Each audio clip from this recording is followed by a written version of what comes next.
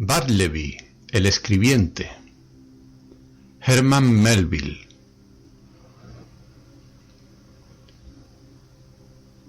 Soy un hombre de cierta edad.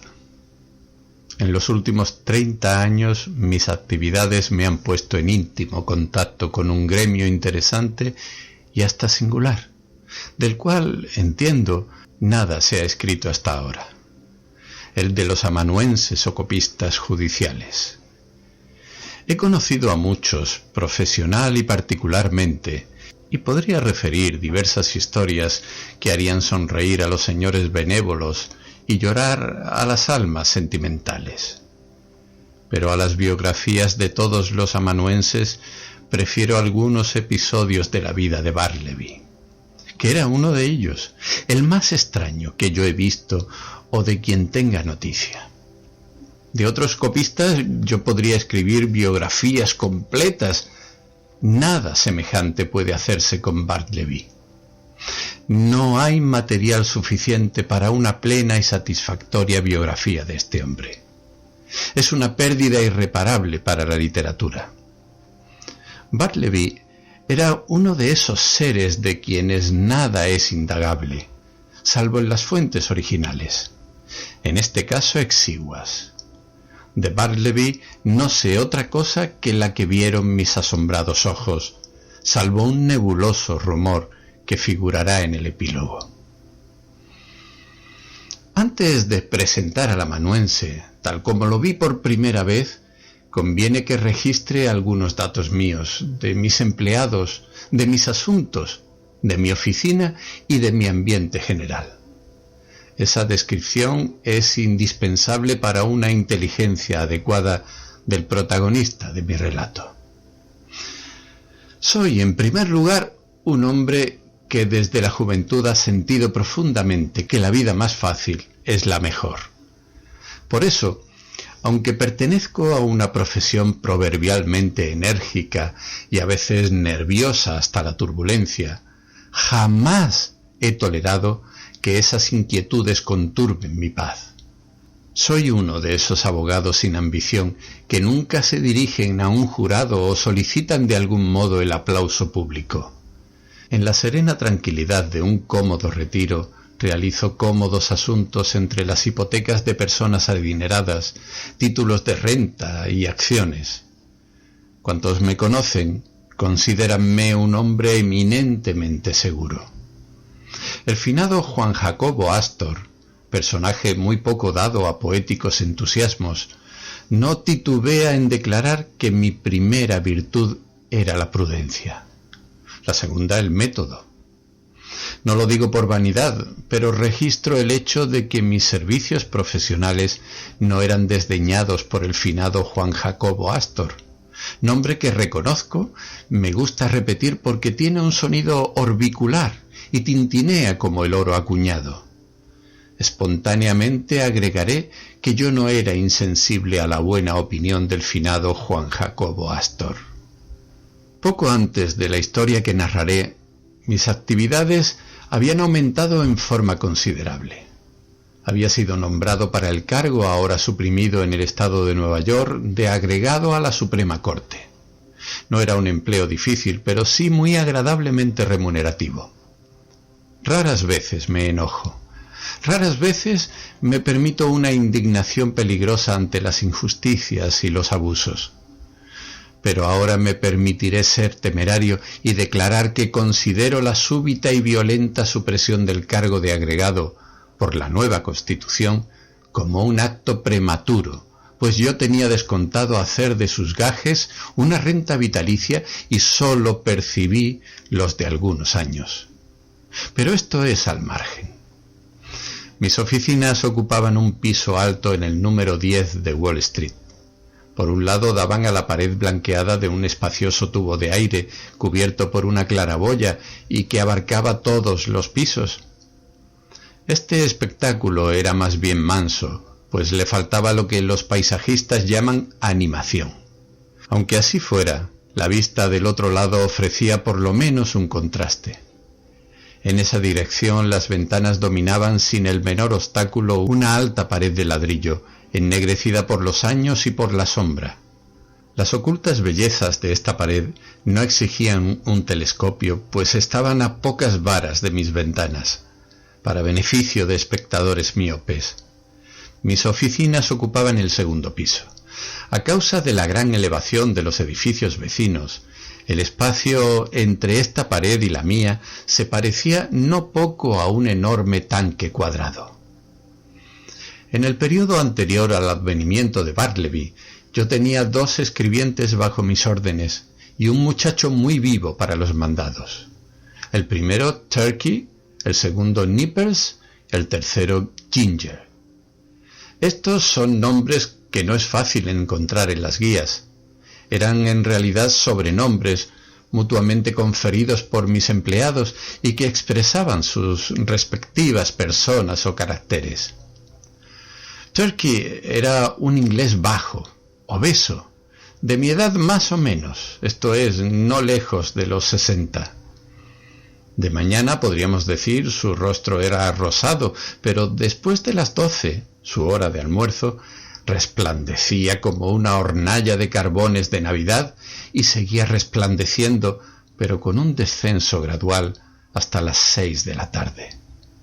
Después yo no veía más al propietario de ese rostro, quien, coincidiendo en su cénit con el sol, parecía ponerse con él, para levantarse, culminar y declinar al día siguiente con la misma regularidad y la misma gloria.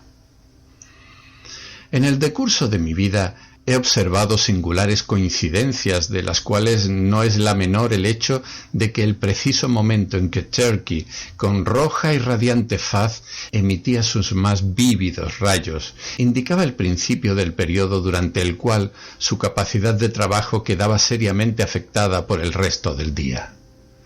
No digo que se volviera absolutamente haragán u hostil al trabajo. Por el contrario, se volvía demasiado enérgico. Había entonces en él una exacerbada, frenética, temeraria y disparatada actividad. Se descuidaba al mojar la pluma en el tintero. Todas las manchas que figuran en mis documentos fueron ejecutadas por él después de las 12 del día. En las tardes no sólo propendía a echar manchas, a veces iba más lejos y se ponía barullento. En tales ocasiones su rostro ardía con más vívida heráldica, como si se arrojara carbón de piedra en antracita. Hacía con la silla un ruido desagradable, desparramaba la arena. Al cortar las plumas, las rajaba impacientemente y las tiraba al suelo con súbitos arranques de ira. Se paraba, se echaba sobre la mesa, desparramando sus papeles de la manera más indecorosa. Triste espectáculo en un hombre ya entrado en años. Sin embargo, como era por muchas razones mi mejor empleado y siempre antes de las 12 el ser más juicioso y diligente y capaz de despachar numerosas tareas de un modo incomparable, me resignaba a pasar por alto sus excentricidades, aunque ocasionalmente me veía obligado a reprenderlo. Sin embargo, lo hacía con suavidad, pues aunque Turkey era de mañana el más cortés, más dócil y más reverencial de los hombres, estaba predispuesto por las tardes a la menor provocación a ser áspero de lengua, es decir, insolente. Por eso, valorando sus servicios matinales como yo lo hacía y resuelto a no perderlos, pero al mismo tiempo incómodo por sus provocadoras maneras después del mediodía, y como hombre pacífico, poco deseoso de que mis amonestaciones provocaran respuestas impropias, resolví un sábado a mediodía, siempre estaba peor los sábados, sugerirle muy bondadosamente que tal vez, ahora que empezaba a envejecer, sería prudente abreviar sus tareas. En una palabra, no necesitaba venir a la oficina más que de mañana. Después del almuerzo era mejor que se fuera a descansar a su casa hasta la hora del té. Pero no, insistió en cumplir sus deberes vespertinos. Su rostro se puso intolerablemente fogoso y gesticulando con una larga regla en el otro extremo de la habitación, me aseguró enfáticamente que si sus servicios eran útiles de mañana, cuánto más indispensables no serían de tarde. Con toda deferencia, señor, dijo Turkey entonces, me considero su mano derecha. De mañana ordeno y despliego mis columnas, pero de tarde me pongo a la cabeza y bizarramente arremeto contra el enemigo. Así, e hizo una violenta embestida con la regla. —¿Y los borrones? —insinué yo. —Es verdad, pero con todo respeto, señor, contemple estos cabellos. Estoy envejeciendo. Seguramente, señor, un borrón o dos en una tarde calurosa no pueden reprocharse con severidad a mis canas. La vejez, aunque borronea una página, es honorable. Con permiso, señor, los dos estamos envejeciendo. Este llamado a mis sentimientos personales resultó irresistible. Comprendí que estaba resuelto a no irse. Hice mi composición de lugar resolviendo que por las tardes le confiaría solo documentos de menor importancia. Nippers, el segundo de mi lista, era un muchacho de unos 25 años, cetrino, melenudo, algo pirático. Siempre lo consideré una víctima de dos poderes malignos, la ambición y la indigestión. Evidencia de la primera era cierta impaciencia en sus deberes de mero copista y una injustificada usurpación de asuntos estrictamente profesionales, tales como la redacción original de documentos legales. La indigestión se manifestaba en rachas de sarcástico mal humor, con notorio rechinamiento de dientes cuando cometía errores de copia. Innecesarias maldiciones, silbadas más que habladas en lo mejor de sus ocupaciones, y especialmente por un continuo disgusto con el nivel de la mesa en que trabajaba. A pesar de su ingeniosa aptitud mecánica, nunca pudo Nippers arreglar esa mesa a su gusto. Le ponía astillas debajo, cubos de distinta clase, pedazos de cartón, y llegó hasta ensayar un prolijo ajuste con tiras de papel secante doblado. Pero todo era en vano. Si para comodidad de su espalda levantaba la cubierta de su mesa en un ángulo agudo hacia el mentón y escribía como si un hombre usara el empinado techo de una casa holandesa como escritorio, la sangre circulaba mal en sus brazos. Si bajaba la mesa al nivel de su cintura y se agachaba sobre ella para escribir, le dolían las espaldas. La verdad es que Nippers no sabía lo que quería, o si algo quería era verse libre para siempre de una mesa de copista. Entre las manifestaciones de su ambición enfermiza, tenía la pasión de recibir a ciertos tipos de apariencia ambigua y trajes rotosos a los que llamaba sus clientes. Comprendí que no sólo le interesaba la política parroquial, a veces hacía sus negocios en los juzgados y no era desconocido en las antesalas de la cárcel. Tengo buenas razones para creer, sin embargo, que un individuo que lo visitaba en mis oficinas y a quien pomposamente insistía en llamar mi cliente, era sólo un acreedor y la escritura una cuenta. Pero con todas sus fallas y todas las molestias que me causaba, Nippers, como su compatriota Turkey, me era muy útil. Escribía con rapidez y letra clara, y cuando quería no le faltaban modales distinguidos. Además, siempre estaba vestido como un caballero, y con esto daba tono a mi oficina. En lo que respecta a Turkey, me daba mucho trabajo evitar el descrédito que reflejaba sobre mí. Sus trajes parecían grasientos y olían a comida. En verano usaba pantalones grandes y bolsudos. Sus sacos eran execrables. El sombrero no se podía tocar. Pero mientras sus sombreros me eran indiferentes, ya que su natural cortesía y deferencia como inglés subalterno lo llevaban a sacárselo apenas entraba en el cuarto, su saco ya era otra cosa. Hablé con él respecto a su ropa, sin ningún resultado. La verdad era, supongo que un hombre con renta tan exigua no podía ostentar al mismo tiempo una cara brillante y una ropa brillante.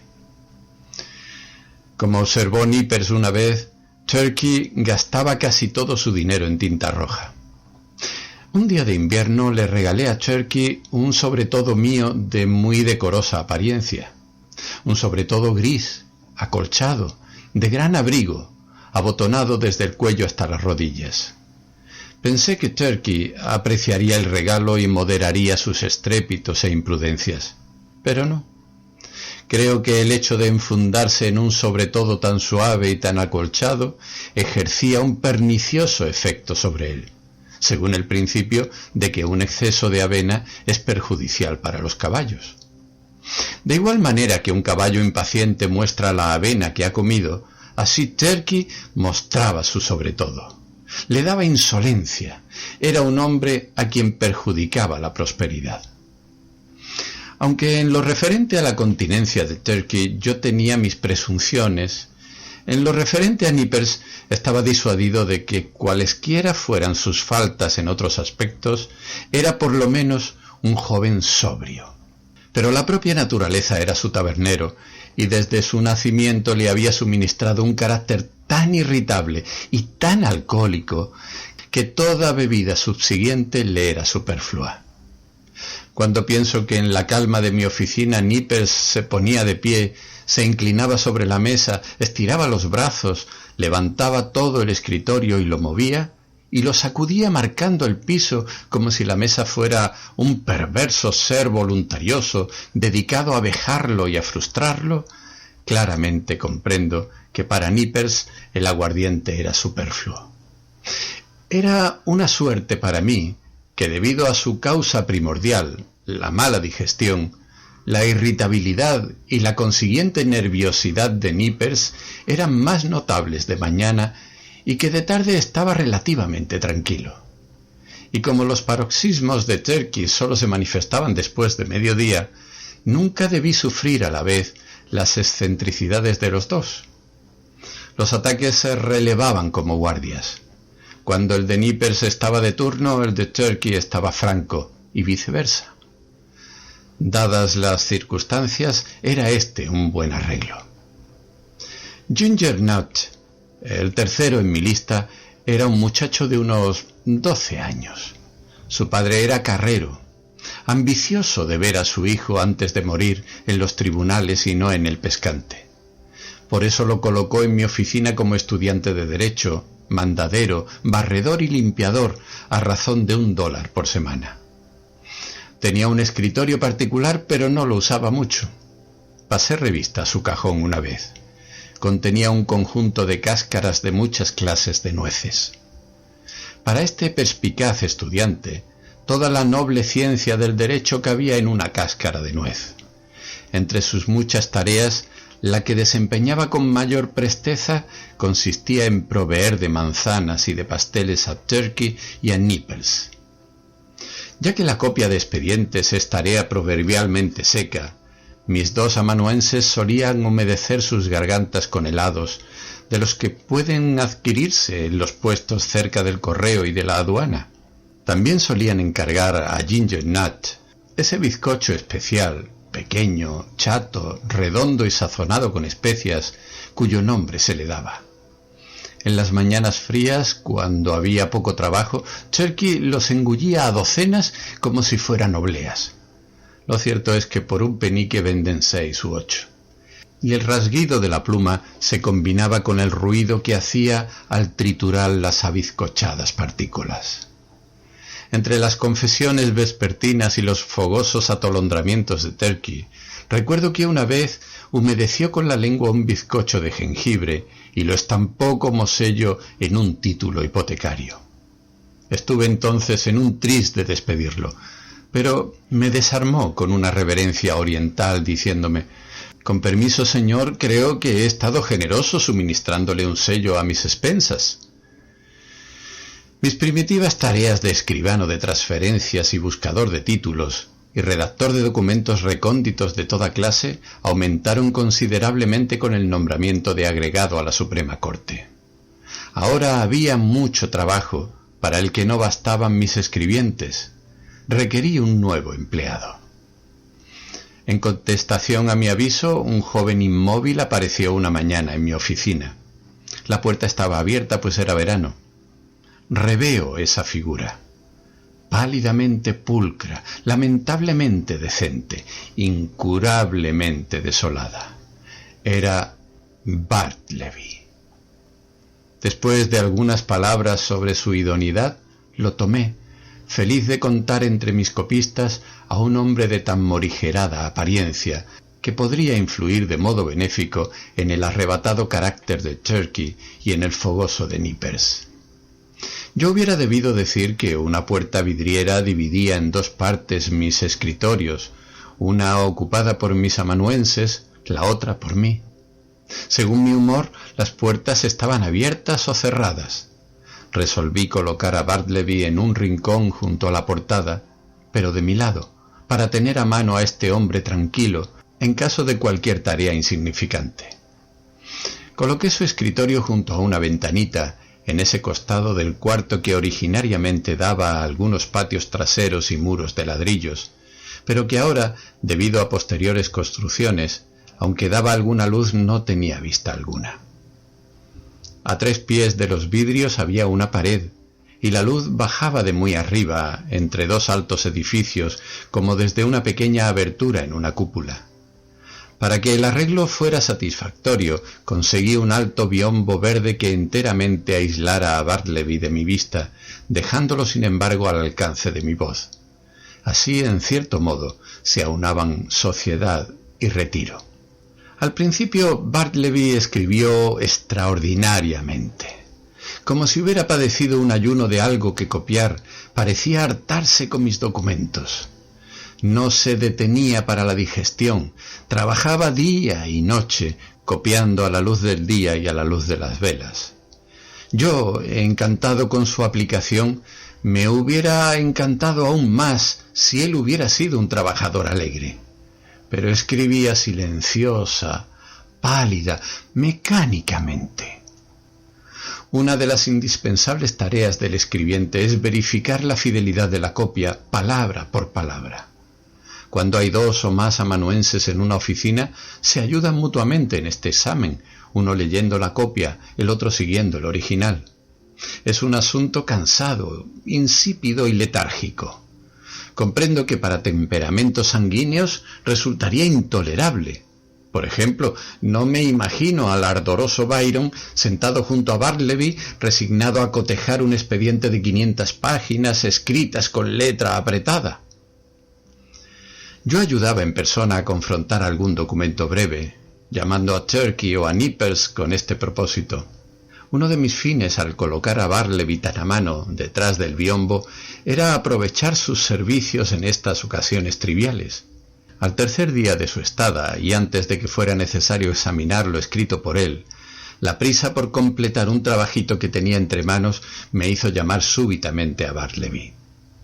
En el apuro y en la justificada expectativa de una obediencia inmediata, yo estaba en el escritorio con la cabeza inclinada sobre el original y con la copia en la mano derecha algo nerviosamente extendida. De modo que, al surgir de su retiro, Bartleby pudiera tomarla y seguir el trabajo sin dilaciones. En esa actitud estaba cuando le dije lo que debía hacer, esto es, examinar un breve escrito conmigo. Imaginen mi sorpresa, mi consternación, cuando sin moverse de su ángulo, Bartleby, con una voz singularmente suave y firme, replicó: «Preferiría no hacerlo». Me quedé un rato en silencio perfecto, ordenando mis atónitas facultades. Primero se me ocurrió que mis oídos me engañaban, o que Bartleby no había entendido mis palabras. Repetí la orden con la mayor claridad posible, pero con claridad se repitió la respuesta. «Preferiría no hacerlo». «Preferiría no hacerlo», repetí como un eco, poniéndome de pie, excitadísimo, y cruzando el cuarto a grandes pasos. «¿Qué quiere decir con eso? ¿Está loco? Necesito que me ayude a confrontar esta página. Tómela. Y se la alcancé. Preferiría no hacerlo, dijo. Lo miré con atención. Su rostro estaba tranquilo, sus ojos grises vagamente serenos. Ni un rasgo denotaba agitación. Si hubiera habido en su actitud la menor incomodidad, enojo, impaciencia o impertinencia, en otras palabras, si hubiera habido en él cualquier manifestación normalmente humana, yo lo hubiera despedido en forma violenta. Pero, dadas las circunstancias, hubiera sido como poner en la calle a mi pálido busto en yeso de Cicerón. Me quedé mirándolo un rato largo, mientras él seguía escribiendo, y luego volví a mi escritorio. Esto es rarísimo, pensé. ¿Qué hacer? Mis asuntos eran urgentes. Resolví olvidar aquello, reservándolo para algún momento libre en el futuro. Llamé del otro cuarto a Nippers y pronto examinamos el escrito. Pocos días después, Bartleby concluyó 4 documentos extensos, copias cuadruplicadas de testimonios dados ante mí durante una semana en la Cancillería de la Corte. Era necesario examinarlos. El pleito era importante y una gran precisión era indispensable. Teniendo todo listo, llamé a Turkey, Nippers y Ginger Nut, que estaban en el otro cuarto, pensando poner en manos de mis 4 amanuenses las 4 copias mientras yo leyera el original. Turkey, Nippers y Ginger Nut estaban sentados en fila, cada uno con su documento en la mano, cuando le dije a Bartleby que se uniera al interesante grupo. «Bartleby, pronto, estoy esperando». Oí el arrastre de su silla sobre el piso desnudo, y el hombre no tardó en aparecer a la entrada de su ermita. «¿En qué puedo ser útil?», dijo apaciblemente. «¿Las copias? ¿Las copias?», dije con apuro. «Vamos a examinarlas. Tome». Y le alargué la 4ª copia. «Preferiría no hacerlo», dijo, y dócilmente desapareció detrás de su biombo. Por algunos momentos me convertí en una estatua de sal a la cabeza de mi columna de amanuenses sentados. Vuelto en mí, avancé hacia el biombo a indagar el motivo de esa extraordinaria conducta. ¿Por qué rehúsa? Preferiría no hacerlo. Con cualquier otro hombre me hubiera precipitado en un arranque de ira, desdeñando explicaciones, y lo hubiera arrojado ignominiosamente de mi vista. Pero había algo en Bartleby que no sólo me desarmaba singularmente, sino que de manera maravillosa me conmovía y desconcertaba. Me puse a razonar con él. Son sus propias copias las que estamos por confrontar. Esto le ahorrará trabajo, pues un examen bastará para sus 4 copias. Es la costumbre. Todos los copistas están obligados a examinar su copia. ¿No es así? ¿No quiere hablar? ¡Conteste! Prefiero no hacerlo, replicó melodiosamente.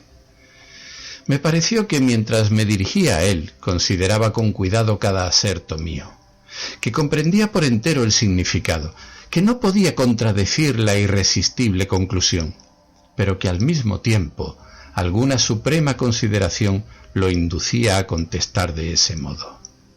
¿Está resuelto entonces a no acceder a mi solicitud? ¿Solicitud hecha de acuerdo con la costumbre y el sentido común? Brevemente me dio a entender que en ese punto mi juicio era exacto. Sí, su decisión era irrevocable. No es raro que el hombre a quien contradicen de una manera insólita e irrazonable bruscamente descrea de su convicción más elemental. Empieza a vislumbrar vagamente que, por extraordinario que parezca, toda la justicia y toda la razón están del otro lado. Si hay testigos imparciales, se vuelve a ellos para que de algún modo lo refuercen.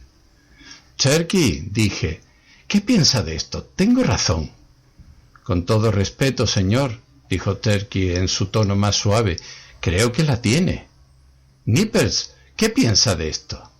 «Yo lo echaría a puntapiés de la oficina». El sagaz lector habrá percibido que, siendo de mañana, la contestación de Turkey estaba concebida en términos tranquilos y corteses, y la de Nippers era malhumorada. O, para repetir una frase anterior, diremos que el mal humor de Nippers estaba de guardia y el de Turkey estaba franco.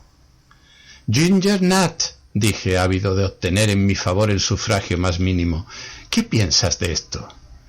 «Creo, señor, que está un poco chiflado», replicó Ginger Nut con una mueca burlona. «¿Está oyendo lo que opinan?», le dije volviéndome al biombo. «Salga y cumpla su deber».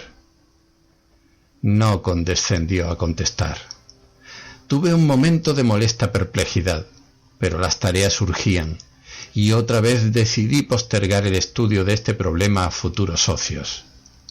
Con un poco de incomodidad llegamos a examinar los papeles sin Bartleby, aunque a cada página Turkey deferentemente daba su opinión de que este procedimiento no era correcto, mientras Nippers, retorciéndose en su silla con una nerviosidad dispéptica, trituraba entre sus dientes apretados intermitentes maldiciones silbadas contra el idiota testarudo de detrás del biombo. En cuanto a él, Nippers, esta era la primera y última vez que haría sin remuneración el trabajo de otro. Mientras tanto, Bartleby seguía en su ermita, ajeno a todo lo que no fuera su propia tarea. Pasaron algunos días en los que el amanuense tuvo que hacer otro largo trabajo. Su conducta extraordinaria me hizo vigilarle estrechamente. Observé que jamás iba a almorzar. En realidad, que jamás iba a ninguna parte. Jamás, que yo supiera, había estado ausente de la oficina. Era un centinela perpetuo en su rincón. Noté que a las 11 de la mañana, Ginger Nut solía avanzar hasta la apertura del biombo como atraído por una señal silenciosa invisible para mí. Luego salía de la oficina haciendo sonar unas monedas y reaparecía con un puñado de bizcochos de jengibre que entregaba en la ermita, recibiendo 2 de ellos como jornal. «Vive de bizcochos de jengibre», pensé. «No toma nunca lo que se llama un almuerzo. Debe de ser un vegetariano, pero no, pues no toma ni legumbres ni come más que bizcochos de jengibre». Medité sobre los probables efectos de un exclusivo régimen de bizcochos de jengibre. Se llaman así porque el jengibre es uno de sus principales componentes y su principal sabor. Ahora bien, ¿qué es el jengibre? Una cosa cálida y picante. ¿Era Bartleby cálido y picante? Nada de eso. El jengibre entonces no ejercía efecto alguno sobre Bartleby. Probablemente él prefería que no lo ejerciera. Nada exaspera más a una persona seria que una resistencia pasiva. Si el individuo resistido no es inhumano y el individuo resistente es inofensivo en su pasividad, el primero, en sus mejores momentos, caritativamente procurará que su imaginación interprete lo que su entendimiento no puede resolver. Así me aconteció con Bartleby y sus manejos. Pobre hombre, pensé yo, no lo hace por maldad. Es evidente que no procede por insolencia. Su aspecto es suficiente prueba de lo involuntario de sus rarezas. Me es útil. Puedo llevarme bien con él. Si lo despido, caerá con un patrón menos indulgente, será maltratado y tal vez llegará miserablemente a morirse de hambre. Sí, puedo adquirir a muy bajo precio la deleitosa sensación de amparar a Bartleby. Puedo adaptarme a su extraña terquedad. Ello me costará poquísimo o nada, y mientras atesoraré en el fondo de mi alma lo que finalmente será un dulce bocado para mi conciencia. Pero no siempre consideré así las cosas. La pasividad de Bartleby solía exasperarme. Me sentía aguijoneado extrañamente a chocar con él en un nuevo encuentro, a despertar en él una colérica chispa correspondiente a la mía. Pero hubiera sido lo mismo tratar de encender fuego golpeando con los nudillos de mi mano en un pedazo de jabón Windsor. Una tarde, el impulso maligno me dominó y tuvo lugar la siguiente escena. «Bartleby», le dije, «cuando haya copiado todos esos documentos, los voy a revisar con usted». Preferiría no hacerlo». «¿Cómo? ¿Se propone persistir en ese capricho de mula?» Silencio. Abrí la puerta vidriera y dirigiéndome a Turkey y a Nippers, exclamé: Bartleby dice por segunda vez que no examinará sus documentos. ¿Qué piensa de eso, Turkey? Hay que recordar que era de tarde. Turkey resplandecía como una marmita de bronce. Tenía empapada la calva, tamborileaba con las manos sobre sus papeles borroneados. ¿Qué pienso?, rugió Turkey. Pienso que voy a meterme en el biombo y le voy a poner un ojo negro. Con estas palabras se puso de pie y estiró los brazos en una postura pugilística. Se disponía a hacer efectiva su promesa cuando lo detuve, arrepentido de haber despertado la belicosidad de Turkey después de almorzar.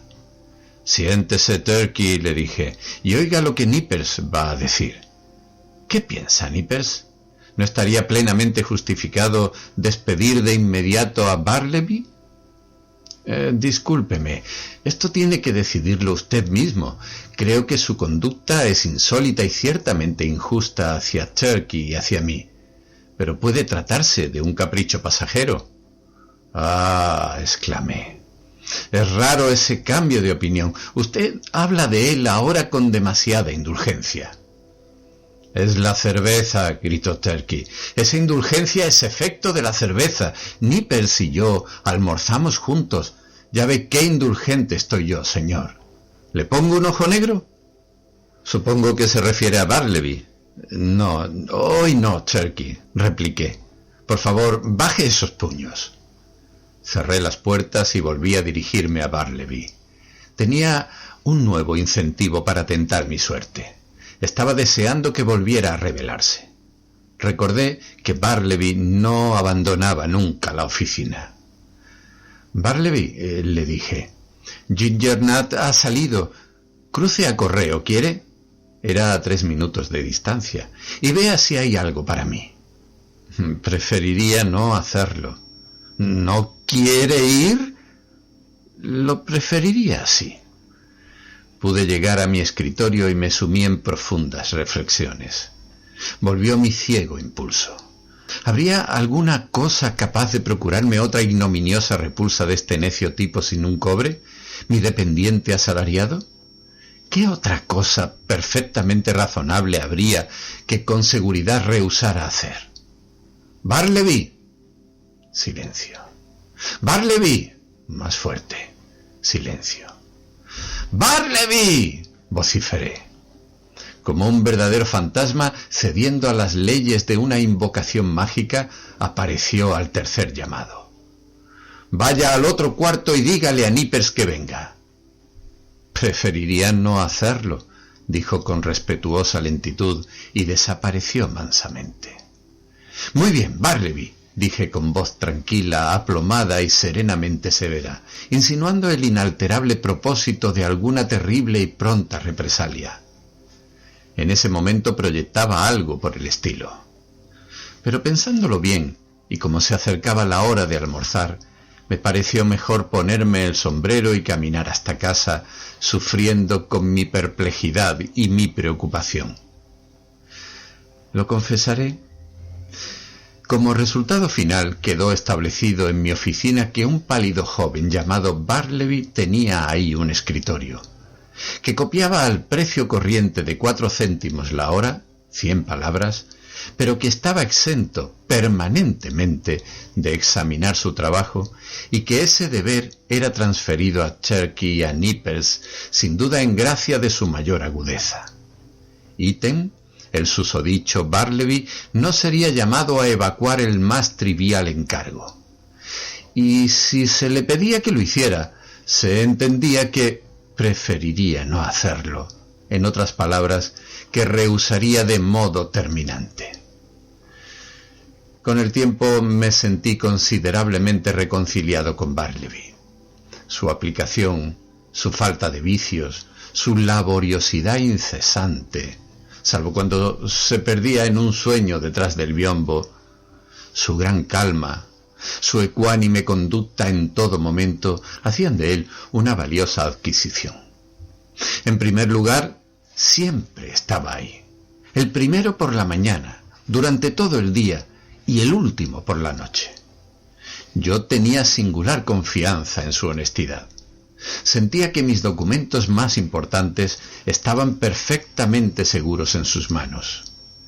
A veces, muy a pesar mío, no podía evitar el caer en espasmódicas cóleras contra él, pues era muy difícil no olvidar nunca esas raras peculiaridades, privilegios y excepciones inauditas que formaban las tácitas condiciones bajo las cuales Bartleby seguía en la oficina. A veces, en la ansiedad de despachar asuntos urgentes, distraídamente pedía a Bartleby, en breve y rápido tono, poner el dedo, digamos, en el nudo incipiente de un cordón colorado con el que estaba atando unos papeles. Detrás del biombo resonaba la consabida respuesta: preferiría no hacerlo. Y entonces, ¿cómo era posible que un ser humano dotado de las fallas comunes de nuestra naturaleza dejara de contestar con amargura a una perversidad semejante, a semejante sin razón? Sin embargo, cada nueva repulsa de esta clase tendía a disminuir las probabilidades de que yo repitiera la distracción. Debo decir que, según la costumbre de muchos hombres de ley con oficinas de edificios densamente habitados, la puerta tenía varias llaves.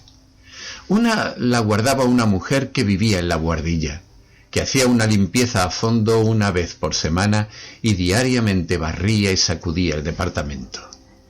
Turkey tenía otra.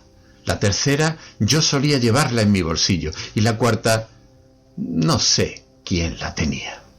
Ahora bien, un domingo de mañana se me ocurrió ir a la iglesia de la Trinidad a oír un famoso predicador, y como era un poco temprano, pensé pasar un momento a mi oficina. Felizmente llevaba mi llave, pero al meterla en la cerradura encontré resistencia por la parte interior. Llamé. Consternado, vi girar una llave por dentro y, exhibiendo su pálido rostro por la puerta entreabierta, entreví a Bartleby en mangas de camisa y en un raro y andrajoso desabillé. Se excusó mansamente. Dijo que estaba muy ocupado y que prefería no recibirme por el momento. Añadió que sería mejor que yo fuera a dar 2 o 3 vueltas por la manzana y que entonces habría terminado sus tareas. La inesperada aparición de Bartleby, ocupando mi oficina un domingo con su cadavérica indiferencia caballeresca, pero tan firme y tan seguro de sí, tuvo tan extraño efecto que de inmediato me retiré de mi puerta y cumplí sus deseos. Pero no sin variados pujos de inútil rebelión contra la mansa desfachatez de este inexplicable amanuense. Su maravillosa mansedumbre no sólo me desarmaba, me acobardaba, porque considero que es una especie de cobarde el que tranquilamente permite a su dependiente asalariado que le dé órdenes y que lo expulse de sus dominios. Además, yo estaba lleno de dudas sobre lo que Bartleby podría estar haciendo en mi oficina en mangas de camisa y todo deshecho un domingo de mañana. ¿Pasaría algo impropio? No, eso quedaba descartado. No podía pensar ni por un momento que Bartleby fuera una persona inmoral. Pero, ¿qué podía estar haciendo allí? ¿Copias? No, por excéntrico que fuera Bartleby, era notoriamente decente.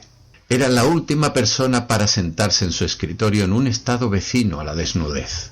Además, era domingo y había algo en Bartleby que prohibía suponer que violaría la santidad de ese día con tareas profanas. Con todo, mi espíritu no estaba tranquilo, y lleno de inquieta curiosidad volví por fin a mi puerta. Sin obstáculo introduje la llave, abrí y entré. Bartleby no se veía. Miré ansiosamente por todo, eché una ojeada detrás del biombo, pero era claro que se había ido. Después de un prolijo examen, comprendí que por un tiempo indefinido Bartleby debía haber comido y dormido y haberse vestido en mi oficina, y eso sin vajilla, cama o espejo. El tapizado asiento de un viejo sofá desvencijado mostraba en un rincón la huella visible de una flaca forma reclinada. Enrollada bajo el escritorio encontré una frazada. En el hogar vacío una caja de pasta y un cepillo. En una silla una palangana de lata, jabón y una toalla rotosa. En un diario unas migas de bizcocho de jengibre y un bocado de queso. Sí, pensé, es bastante claro que Bartleby ha estado viviendo aquí. Entonces me cruzó el pensamiento: qué miserables orfandades, miserias, soledades quedan reveladas aquí. Su pobreza es grande, pero su soledad, qué terrible. Piensen. Los domingos Wall Street es un desierto como la Arabia pétrea, y cada noche de cada día es una desolación. Este edificio también, que en los días de semana bulle de animación y de vida, por la noche retumba de puro vacío y el domingo está desolado. Y es aquí donde Bartleby hace su hogar, único espectador de una soledad que ha visto poblada, una especie de inocente y transformado Mario, meditando entre las ruinas de Cartago. Por primera vez en mi vida una impresión de abrumadora y punzante melancolía se apoderó de mí. Antes nunca había experimentado más que ligeras tristezas, no desagradables. Ahora el lazo de una común humanidad me arrastraba al abatimiento. Una melancolía fraternal. Los dos, yo y Bartleby, éramos hijos de Adán. Recordé las sedas brillantes y los rostros dichosos que había visto ese día, bogando como cisnes por el Mississippi de Broadway, y los comparé al pálido copista, reflexionando. Ah, la felicidad busca la luz, por eso juzgamos que el mundo es alegre. Pero el dolor se esconde en la soledad, por eso juzgamos que el dolor no existe. Estas imaginaciones, quimeras indudablemente de un cerebro tonto y enfermo, me llevaron a pensamientos más directos sobre las rarezas de Bartleby. Presentimientos de extrañas novedades me visitaron. Creí ver la pálida forma del amanuense, entre desconocidos, indiferentes, extendida en su estremecida mortaja. De pronto me atrajo el escritorio cerrado de Bartleby con su llave visible en la cerradura. No pretendo cometer ninguna maldad, pensé, sino buscar satisfacción a una simple curiosidad. Además, el escritorio es mío y lo que contiene también, por lo que me tomaré la libertad de mirar dentro. Todo estaba metódicamente colocado y los documentos puestos convenientemente. Los casilleros eran profundos, pero quité los archivadores y metí la mano en los huecos. En ese momento sentí algo y lo saqué. Era un viejo pañuelo de colores algo tosco que estaba anudado, una especie de bandana. Lo abrí y vi que se trataba de una caja de ahorros. Entonces recordé los ocultos misterios que había detectado en ese hombre.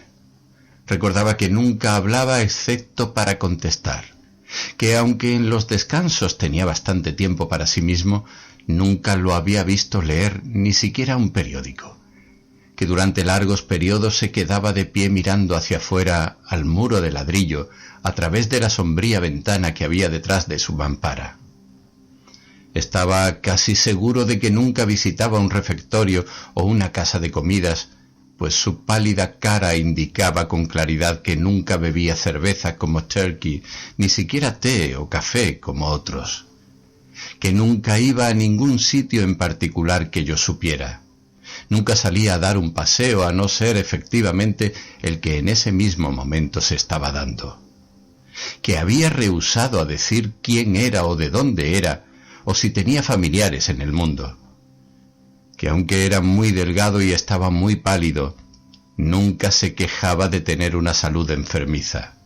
Y más aún, recordaba un cierto e inconsciente aire de pálida, ¿cómo llamarlo?, de pálida altivez, diría, o más bien una adusta frialdad, que sin duda me empujaba por miedo a amoldarme mansamente a sus excentricidades cada vez que le pedía con horror que me hiciera la cosa más circunstancial, aunque supiese, por su ya constante quietud, que debía de estar de pie detrás de su mampara en una de sus ensoñaciones frente al muro. Mientras le daba vuelta a todas estas cosas, así como al reciente descubrimiento de que mi oficina se había convertido en su trabajo y en su hogar permanentes, sin olvidar su patológica melancolía, según le decía, dando vueltas a todo esto, comenzó a invadirme una sensación de prudencia. Mis primeros sentimientos fueron de pura melancolía y de la más sincera pena, pero en la misma proporción en la que la tristeza por Bartleby crecía cada vez más en mi imaginación, aquella misma melancolía se convertía en miedo y la pena en repulsión. Y eso es tan cierto y tan terrible a la vez, como que la idea o la imagen de la miseria, hasta cierto límite, evoca nuestros mejores afectos. Pero en algunos casos en particular, si se sobrepasa esa línea, ya no sucede lo mismo. Yerran los que afirman que esto es siempre debido al egoísmo inherente al corazón humano. Más bien se desprende de una cierta falta de esperanza para remediar el mal excesivo e innato. Para un ser sensible la pena supone muchas veces dolor, y cuando por fin uno se da cuenta de que esta pena no aporta una ayuda efectiva, el sentido común ordena al alma que se deshaga de ella. Lo que vi aquella mañana me convenció de que el escribiente era la víctima de un problema innato e incurable. Podía darle una limosna a su cuerpo, pero no era su cuerpo lo que le dolía, era su alma la que sufría, y yo no podía acceder a su alma. Aquella mañana no cumplí mi propósito de ir a la Trinity Church. De algún modo las cosas que había visto me inhabilitaron momentáneamente para ir a la iglesia. Me fui paseando a casa pensando qué iba a hacer con Bartleby. Por fin tomé una decisión. A la mañana siguiente le plantearía algunas preguntas afables, haciendo mención a su vida, etc., y si se negaba a contestarlas abiertamente y sin reservas, y ya suponía que preferiría no hacerlo, entonces le daría un billete de $20 como complemento a lo que le debiera, fuera lo que fuera, y le diría que ya no se requerían sus servicios, pero que si lo podía ayudar de cualquier otro modo estaría encantado de hacerlo, en particular si deseaba volver a su ciudad natal sin importar dónde estuviese, lo ayudaría de buen grado a sufragar los costes. Además, si después de llegar a casa se encontraba en cualquier momento necesitado de ayuda, una carta suya tendría respuesta asegurada. Vino a la mañana siguiente. «Bartleby», dije en un tono tranquilo y más que moderado, «venga aquí. No le voy a pedir que haga algo que usted preferiría no hacer. Simplemente desearía hablar con usted». Después de eso apareció sigilosamente. «¿Usted me diría, Bartleby, en dónde ha nacido?» Preferiría no hacerlo. «¿Me contaría algo sobre su persona?» Preferiría no hacerlo. «Pero ¿qué objeción razonable puede tener para hablar conmigo? Yo me considero amigo suyo». Él ni me miró mientras yo le hablaba, sino que mantuvo su mirada fija en mi busto de Cicerón, que colocado justo detrás de mí, sobresalía unos 15 centímetros por encima de mi cabeza. «¿Qué me responde, Bartleby?», dije después de esperar una respuesta por un tiempo considerable. En todo ese rato su semblante permaneció inalterable, exhibiendo tan solo un temblor de lo más leve en su blanca y desnutrida boca. «Por ahora preferiría no dar respuesta alguna», dijo, tras lo cual se retiró a su refugio. Confieso que fui bastante débil, pero en esta ocasión sus modos me molestaron. No solo parecía esconder un cierto desdén, sino que también su desobediencia parecía ingrata, teniendo en cuenta las innegables buenas maneras y la indulgencia que había recibido por mi parte. Me senté de nuevo cavilando qué debía hacer. Avergonzado como estaba por su comportamiento y decidido como había venido a despedirle según entrara en la oficina, sentí, no obstante, por raro que pueda parecer, que algo sobrenatural llamaba a mi corazón y me prohibía llevar a cabo mi propósito, a la vez que me acusaba de villano si osaba pronunciar una sola palabra amarga contra el más triste de los hombres. Por fin, empujando mi silla con cierta familiaridad tras su mampara, me senté y dije: «Bartleby, bueno, no importa si cuenta su vida o no, pero permítame que le suplique como amigo que cumpla con las costumbres de esta oficina todo lo que pueda. dígame ahora que mañana o pasado mañana ayudará con la revisión de los documentos. Resumiendo, dígame ahora que en un día o dos empezará a mostrarse un poco razonable. Dígamelo, Bartleby. Ahora mismo preferiría no ser ni un poco razonable, fue su dócil y cadavérica respuesta. Justo en ese momento se abrieron las puertas abatibles y entró Nippers. Parecía haber tenido una mala noche provocada por una indigestión más grave de lo normal. Por casualidad escuchó las últimas palabras de Bartleby. «Preferiría no... ¿eh?», bramó Nippers. «Si yo fuera usted lo preferiría a él», dijo dirigiéndose a mí. «Yo lo preferiría a él. Le iba a dar yo preferencias a esa mula terca». «Señor, ¿qué es lo que prefiere no hacer ahora?». Bartleby no movió ni un dedo. «Señor Nippers», dije, «preferiría que se retirara por ahora». Por alguna razón, últimamente había cogido la involuntaria costumbre de utilizar esta palabra, preferir, en muchas ocasiones y no precisamente las más apropiadas.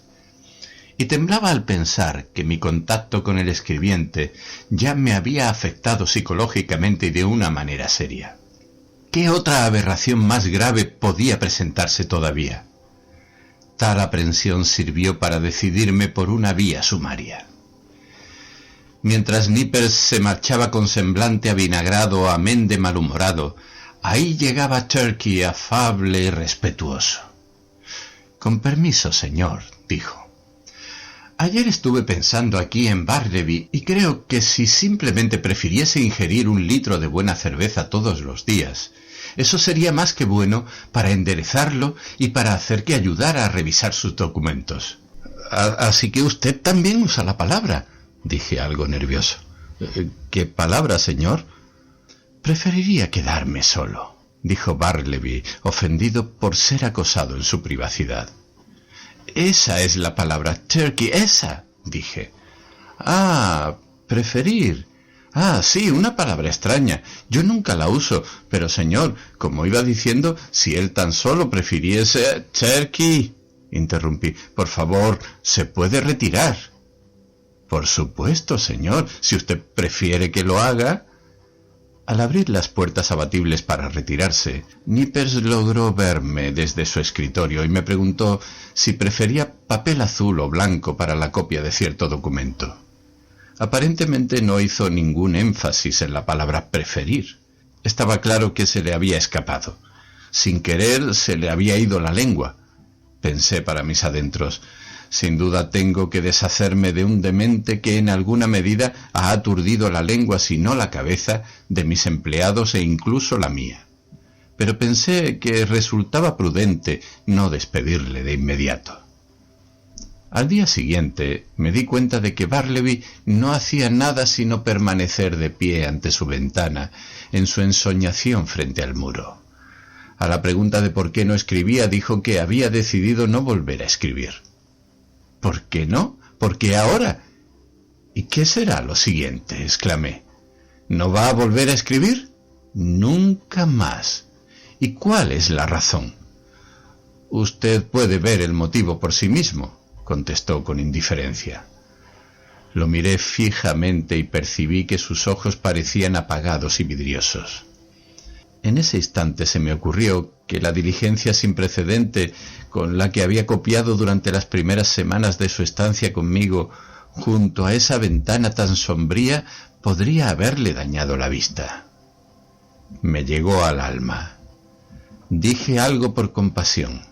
Insinué, por supuesto, que hacía bien al abstenerse de escribir durante un tiempo y lo insté a que aprovechara la oportunidad para hacer ejercicio al aire libre, pues era bueno para la salud.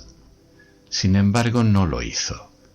Unos días después, en un momento en el que no estaban mis otros empleados y yo tenía mucha prisa por enviar algunas cartas por correo, pensé que Bartleby, como no tenía que hacer nada en absoluto, sería seguramente menos inflexible de lo normal y llevaría esas cartas a la oficina de correos. Pero rehusó tajantemente, así que con muchas molestias fui yo mismo. Todavía pasaron algunos días, y si los ojos de Bartleby mejoraban o no era algo que yo no podía decir. Por supuesto pensé que sí, pero cuando le pregunté si mejoraban, no dijo palabra. De todos modos no iba a copiar. Por fin, en respuesta a mis ruegos, me informó de que había dejado de copiar de forma permanente. ¿Qué?, exclamé. Suponga que sus ojos se ponen bien del todo, mejor que en toda su vida. ¿No copiaría en ese caso? He dejado de copiar, contestó y se escabulló. Se quedó en mi oficina como siempre, como una parte del mobiliario. Mejor dicho, se convirtió, si era posible, todavía más en mueble que antes. ¿Qué debía hacer? No iba a hacer nada en la oficina. ¿Por qué tenía que permanecer allí?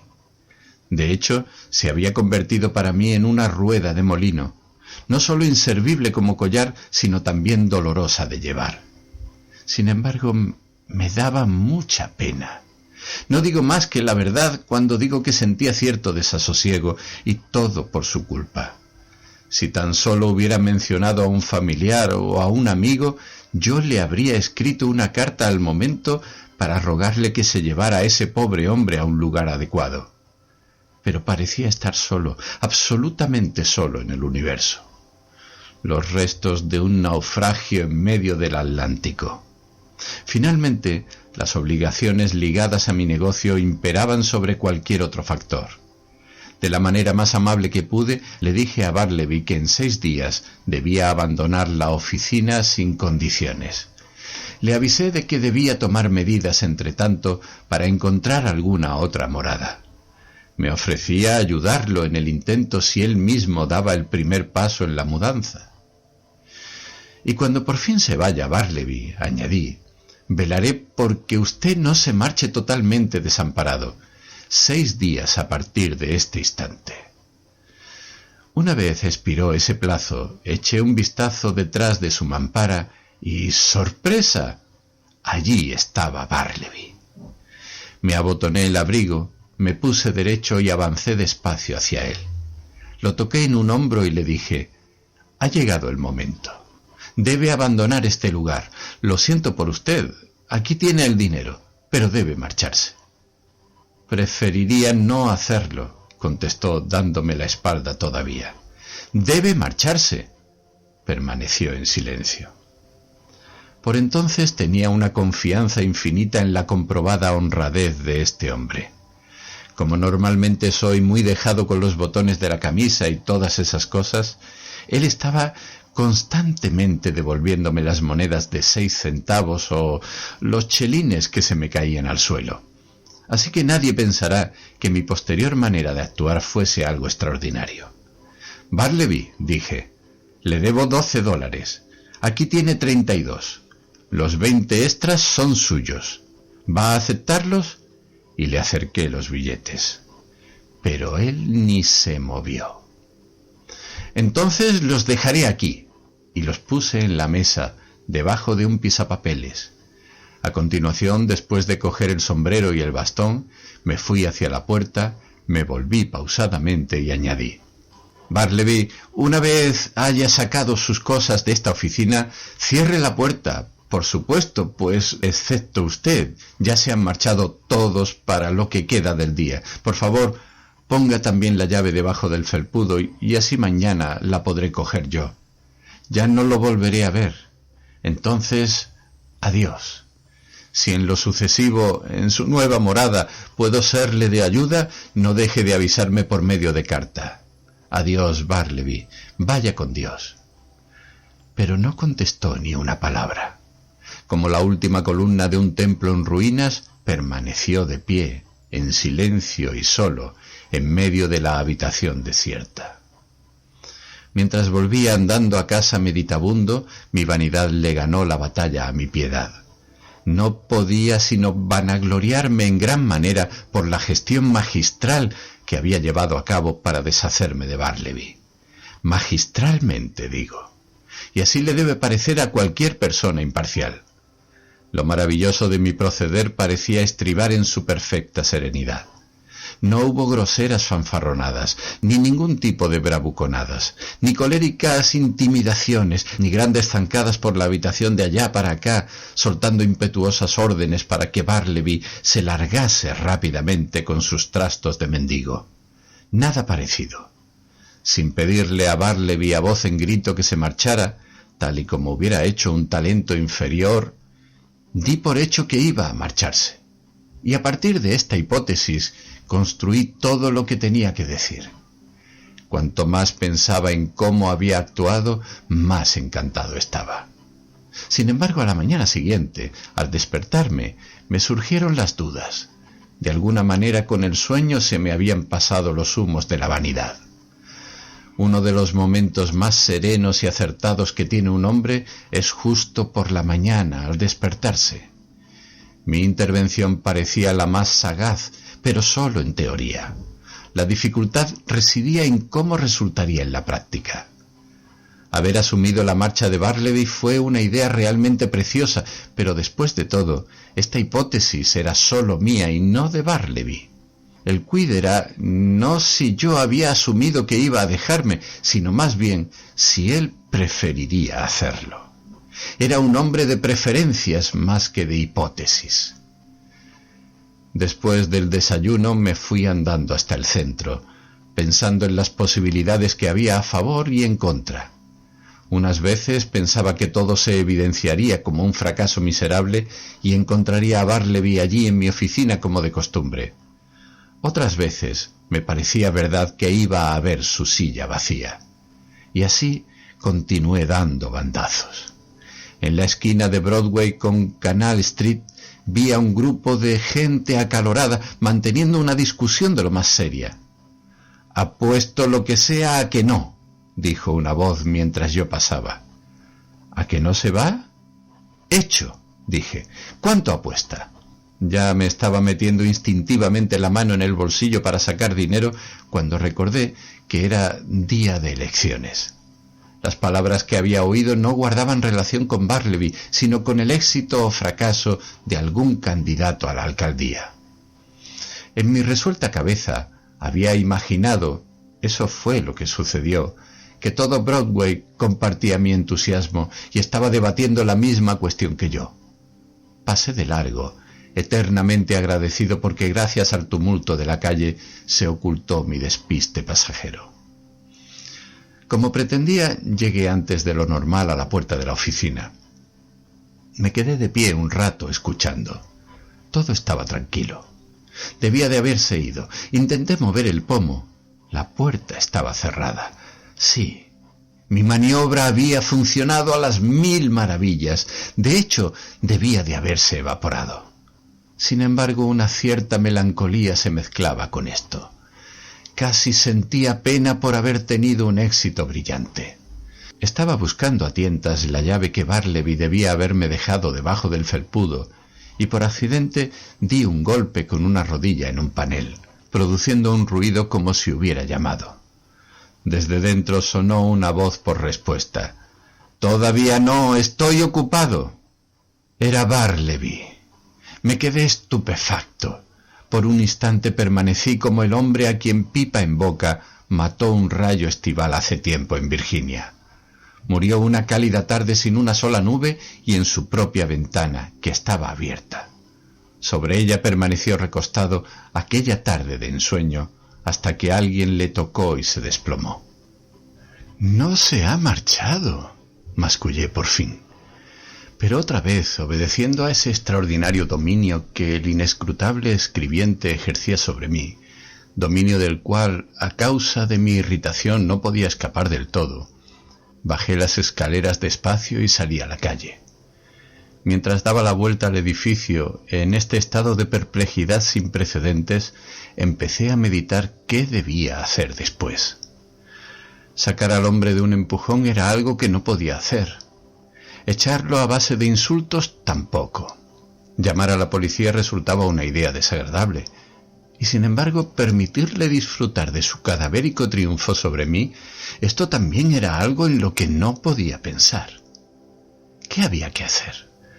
O si no le podía hacer nada, ¿había otra cosa que yo pudiera presuponer en este asunto? Sí, de la misma manera que antes había asumido que existían posibilidades de que Bartleby se marchara, ahora podría dar, retrospectivamente por supuesto, que Bartleby se había marchado. Para que se cumpliese legítimamente esta hipótesis, podría entrar en mi oficina con mucha prisa y, simulando no ver a Bartleby en absoluto, caminar derecho hacia él como si fuera aire. Esta manera de actuar parecería definitivamente un desahucio. Era casi imposible que Bartleby pudiera soportar esta consolidación de la doctrina de las hipótesis. Pero tras una segunda reflexión, el éxito del plan parecía bastante poco seguro y decidí razonar con él otra vez sobre el tema. «Bartleby», dije mientras entraba en la oficina con una expresión serenamente grave, «estoy muy seriamente disgustado. Estoy apenado, Bartleby. Tenía una mejor opinión de usted. Había imaginado que usted sería de ese tipo de hombres tan elegante a quien, ante un dilema tan delicado, una simple insinuación bastaría. Resumiendo, era una hipótesis. Pero parece que me ha defraudado. Pues bien», añadí con naturalidad, «usted ni siquiera ha tocado aún el dinero y señalé justo hacia dónde lo había dejado la noche anterior». No contestó nada. «¿Me va a abandonar o no?», le exigí ahora con una vehemencia imprevista mientras me acercaba a él. «Preferiría no abandonarle», contestó recalcando el no con delicadeza. «¿Qué derecho terrenal tiene usted para permanecer aquí? ¿Paga usted alguna renta? ¿Paga usted mis impuestos o es esto propiedad suya?». No contestó nada. «¿Está dispuesto ahora a seguir escribiendo? ¿Se han recuperado sus ojos? ¿Podría copiarme un documento breve hoy por la mañana o ayudarme a revisar algunas líneas o acercarse a la oficina de correos? En una palabra, ¿va a hacer usted algo para aportar colorido a su negativa a marcharse de mi oficina?». En silencio se retiró a su refugio. En aquel momento sentía tal enojo y tal rencor que consideré especialmente prudente controlar por el momento cualquier otra declaración por mi parte. Estábamos solos, Bartleby y yo. Recordé la tragedia del desafortunado Adams y del todavía más desafortunado Colt en la solitaria oficina de este último, y como el pobre Colt, terriblemente indignado a causa de Adams, dejándose provocar imprudentemente por la furia, fue empujado sin darse cuenta a ese acto fatal, un acto que ciertamente ningún hombre podía condenar más que el propio protagonista. A menudo se me ocurría en mis cavilaciones sobre el asunto que si ese altercado hubiera tenido lugar en la calle o en una vivienda privada, no habría acabado como lo hizo. Pero casualmente estaban solos, en el piso de arriba de un edificio sin bendecir por las asociaciones humanitarias locales, en una oficina solitaria, una oficina sin moqueta y con una apariencia sin duda polvorienta y descolorida. Debió de ser eso lo que ayudó en gran medida a aumentar la iracunda desesperación del desventurado Cole. Pero cuando surgió en mí el resentimiento de este viejo Adams y me tentó con Bartleby, lo hice frente y lo ahuyenté. ¿Cómo? Vaya, simplemente recordando un mandamiento divino. «Os doy un mandamiento nuevo, amaos los unos a los otros». Sí, eso fue lo que me salvó. Aparte de consideraciones más altas, la caridad funciona a menudo como un principio infinitamente sabio y prudente, una garantía grande para el que la posee. El hombre ha cometido asesinatos por simples celos, por simple ira, por simple odio, por simple egoísmo o por simple orgullo espiritual. Pero no hay hombre del que yo haya oído hablar que haya cometido nunca un perverso homicidio por simple y tierna caridad. Entonces el mero interés personal, si no se puede conseguir un motivo mejor, debería inducir a todos los seres, especialmente a los hombres con mucho temperamento, a la caridad y a la filantropía. En todo caso, en esta ocasión, me esforcé por ahogar mis exasperados sentimientos hacia el escribiente, analizando con benevolencia su conducta. Pobre hombre, pensé. No hace nada a propósito y además ha vivido tiempos duros. Se le debería perdonar. Asimismo, intenté por todos los medios ocupar mi tiempo inmediatamente y consolar a la vez mi abatimiento. Traté de imaginar que a lo largo de la mañana, a la hora que le pareciera bien a Bartleby y por su propia voluntad, éste surgiría libremente de su refugio y se abriría camino en dirección a la puerta. Pero no. Llegaron las 12:30 en punto. La cara de Turkey empezó a brillar, volcó su escribanía y empezó en líneas generales a mostrarse alborotador. Nippers fue cayendo en la calma y la afabilidad. Ginger Nut masticaba su manzana de mediodía, y Bartleby permanecía de pie junto a la ventana, de cara al muro, en una de sus más profundas ensoñaciones. ¿Se puede dar crédito? ¿Quieren que lo admita? Aquella tarde me marché de la oficina sin decirle ni una palabra más. Pasaron varios días, durante los cuales, en mis momentos de ocio, me puse a hojear a Edwards y a Priestley con sus doctrinas sobre el albedrío y sobre la necesidad, respectivamente. Dadas las circunstancias, esos libros producían una sensación sana. Poco a poco pasé a ser de la opinión de que todos estos problemas que yo tenía en lo tocante al escribiente venían predestinados desde la eternidad y de que Bartleby estaba conmigo por algún misterioso propósito de una providencia omnisciente que un mero mortal como yo no podía entender. Sí, Bartleby, quédese ahí tras su mampara, pensé. Ya no lo voy a perseguir más. Es usted inofensivo y silencioso como estas viejas sillas. Resumiendo, nunca tengo tanta intimidad como cuando sé que usted está ahí. Al menos lo veo, lo siento, descubro cuál es el objetivo predestinado de mi vida. Estoy contento. Puede que otros tengan papeles más nobles que cumplir. Pero mi misión en este mundo, Bartleby, es proporcionarle a usted una oficina por el tiempo que usted considere justo permanecer allí.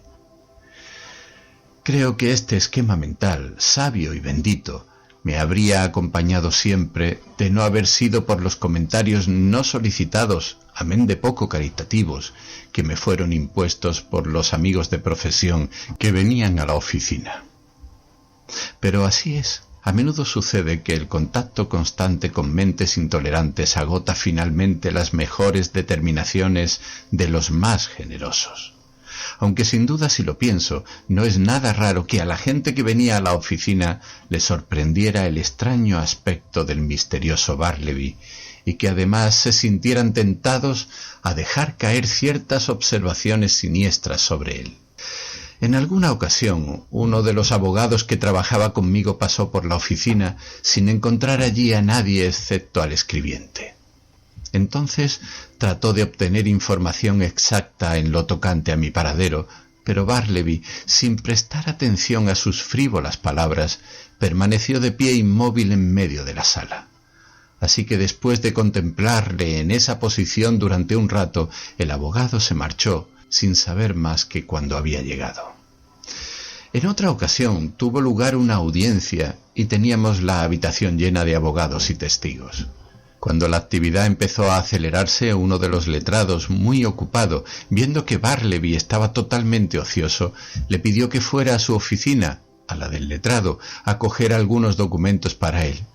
Inmediatamente Bartleby se negó con toda tranquilidad, permaneciendo no obstante tan ocioso como antes.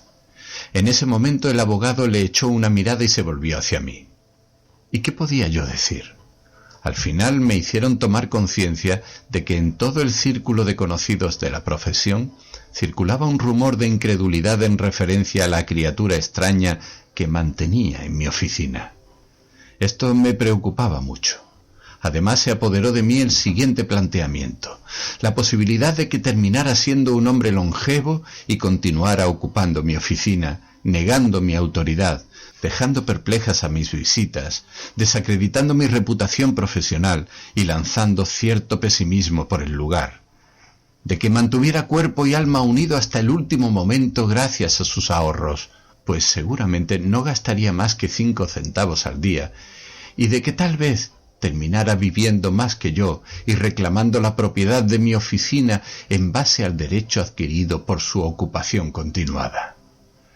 A medida que todas estas lóbregas premoniciones se fueron acumulando en mi cabeza y que mis amigos comenzaron a soltar continuos y despiadados comentarios al entrar en la oficina, se forjó en mí un gran cambio.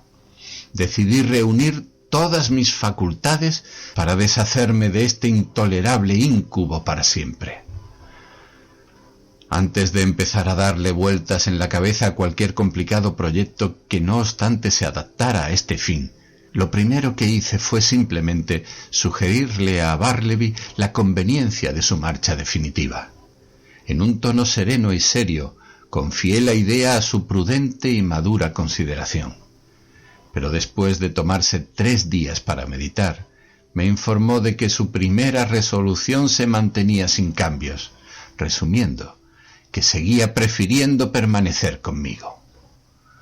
«¿Qué voy a hacer?», me dije a mí mismo, mientras me abotonaba el abrigo de arriba a abajo. «¿Qué voy a hacer? ¿Qué debería hacer? ¿Qué me dicta la conciencia sobre qué debería hacer con este hombre, o mejor dicho, con este fantasma? Lo que debo hacer es deshacerme de él. Que se vaya. ¿Pero cómo? No vas a echar a empujones a una criatura tan indefensa, ¿verdad? No vas a deshonrar tu nombre con una crueldad tal, ¿verdad? No, no voy a hacerlo, no puedo hacerlo. Preferiría dejarle vivir y morir aquí para después colocar sus restos dentro de un muro con una obra de mampostería. Entonces, ¿qué vas a hacer? Ni con toda tu mano izquierda va a cambiar de opinión. Los sobornos los deja en tu mesa, debajo de tu propio pisapapeles. Resumiendo, está bastante claro que prefiere aferrarse a ti. Así que habría que hacer algo duro, algo inusitado. ¿Pero qué? Seguro que no hay agente de la policía que pesque y encarcele a esa inocente palidez. ¿Y en qué te podrías basar para conseguir que se hiciera algo así? ¿En que es un vagabundo? ¿Qué? ¿Un vagabundo? ¿Un tratamundos que se niega a moverse? Entonces, para que no se convierta en un vagabundo, es por lo que intentas considerarle un vagabundo. Eso es demasiado absurdo. ¿En que no tienes recursos para subsistir? Ahí sí que lo tengo. Otro error, pues indiscutiblemente él sigue vivo y esa es la única prueba que, además de ser irrefutable, cualquiera puede presentar para demostrar que tiene los medios para hacerlo. Así que no hay más.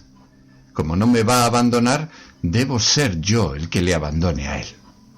Trasladaré mi oficina, me mudaré a otro lugar y le haré saber debidamente que si lo encuentro en mi nuevo local, procederé en su contra como si fuera un vulgar intruso. Y actuando en consecuencia, al día siguiente me dirigí a él de este modo. Considero que esta oficina está muy lejos del ayuntamiento y el aire es poco saludable. En una palabra, me propongo cerrar la oficina la semana que viene y ya no voy a requerir sus servicios por más tiempo. Se lo digo ahora para que se busque otro lugar.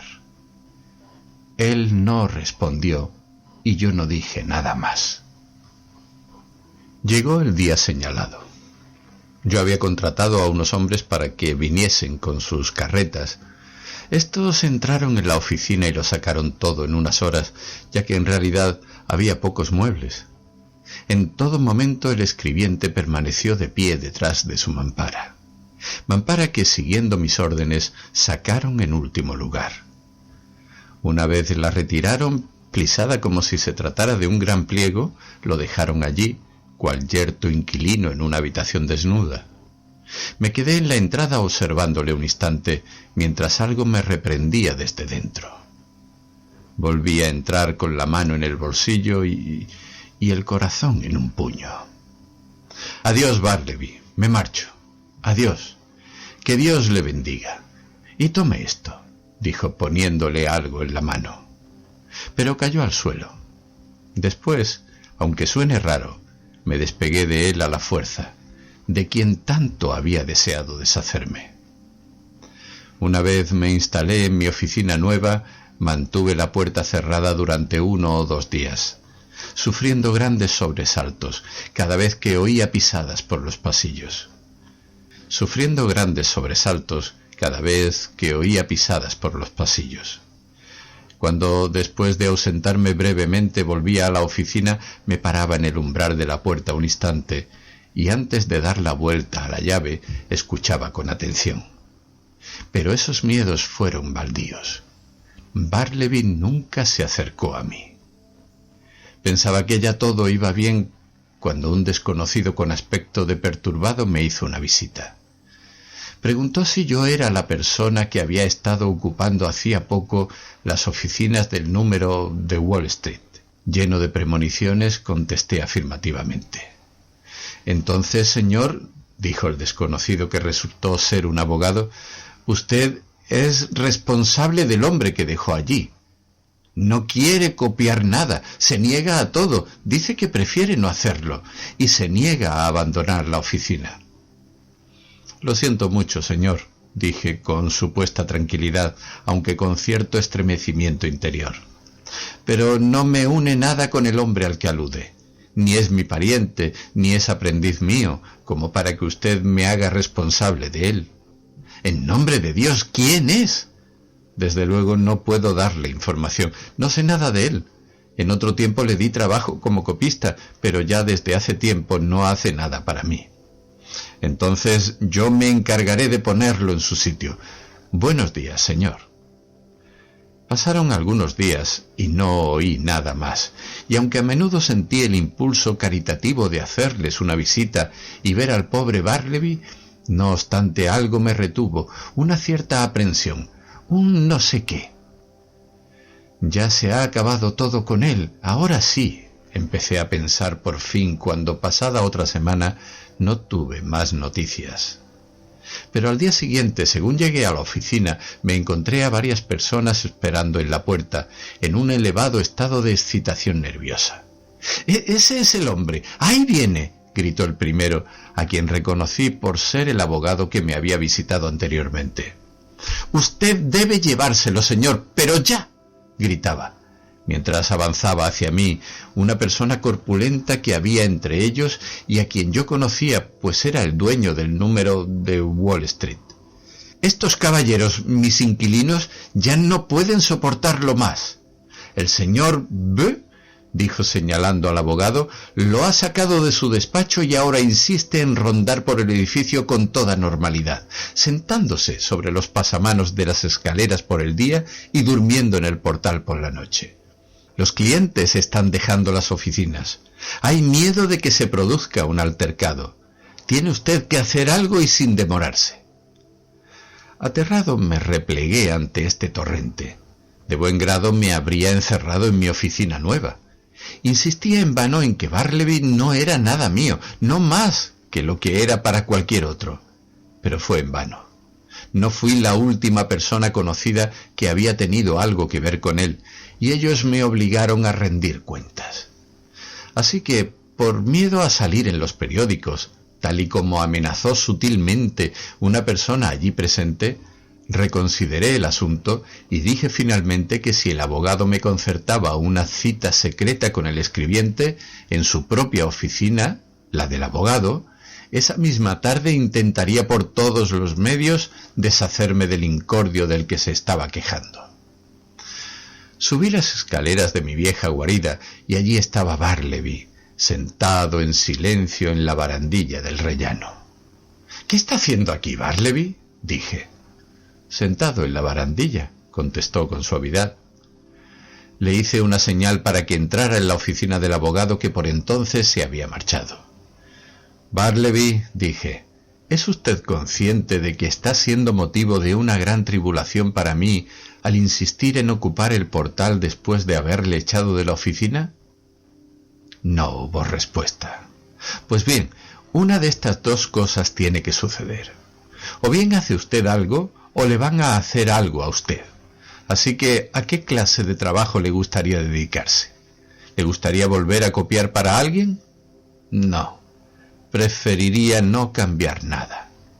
¿Le gustaría emplearse en una tienda de textiles? ¿Eso supone mucho confinamiento? No, no me gustaría estar de dependiente, pero tampoco soy muy exigente. ¿Mucho confinamiento?, grité. «Pero si está usted confinado todo el tiempo». «Preferiría no ser dependiente», replicó, como para zanjar ese tema de una vez por todas. «¿Qué tal le iría el trabajo de camarero? Eso no cansa mucho la vista». «No me gustaría en absoluto, aunque como dije antes, no soy muy exigente». Su inusitada verborrea me dio energía y volví a la carga. «Bueno, entonces, ¿le gustaría viajar a través del país recaudando deudas para los comerciantes? ¿Eso mejoraría su salud?» «No, preferiría hacer otra cosa». «Entonces, ¿qué tal ir como compañero a Europa para entretener a algún joven caballero con su conversación? ¿Eso le vendría bien?» «En absoluto. No me parece que eso sea nada estable. Me gusta estar fijo en un lugar, pero no soy muy exigente». «Entonces estará quieto», grité, perdiendo ya toda mi paciencia y dejándome llevar de lleno por primera vez en toda mi exasperante relación con él por la pasión. «Si no se va de estas oficinas antes de esta noche, me sentiré obligado, de hecho ya lo estoy, a abandonar yo mismo la oficina». Terminé de una manera bastante absurda, sin saber con qué amenaza intentar amedrentar su inmovilidad para que accediera. Perdidas las esperanzas de hacer esfuerzos adicionales, ya lo estaba dejando precipitadamente cuando se me ocurrió una última idea, una que no había desdeñado del todo anteriormente. «Bartleby», dije con el tono más amable que pude adoptar en unas circunstancias de tanta excitación, «¿se vendría ahora a casa conmigo? Pero no a mi oficina, sino a mi hogar, para quedarse allí hasta que, cuando nos convenga, alcancemos algún pacto que le resulte apropiado? Venga, empecemos ahora, ya mismo». «No. Por ahora preferiría no emprender cambio alguno en absoluto». No contesté ni una palabra, pero con una rápida y repentina huida y esquivando a todos con eficacia, salí disparado del edificio. Corrí por Wall Street hacia Broadway y, saltando al primer ómnibus, acabé con la persecución. Tan pronto regresó la tranquilidad, comprendí definitivamente que había hecho todo lo que había podido, tanto respecto a las peticiones del dueño y de los inquilinos, como a mi propio deseo y sentido del deber. Todo para beneficiar a Bartleby y para protegerlo de una violenta persecución.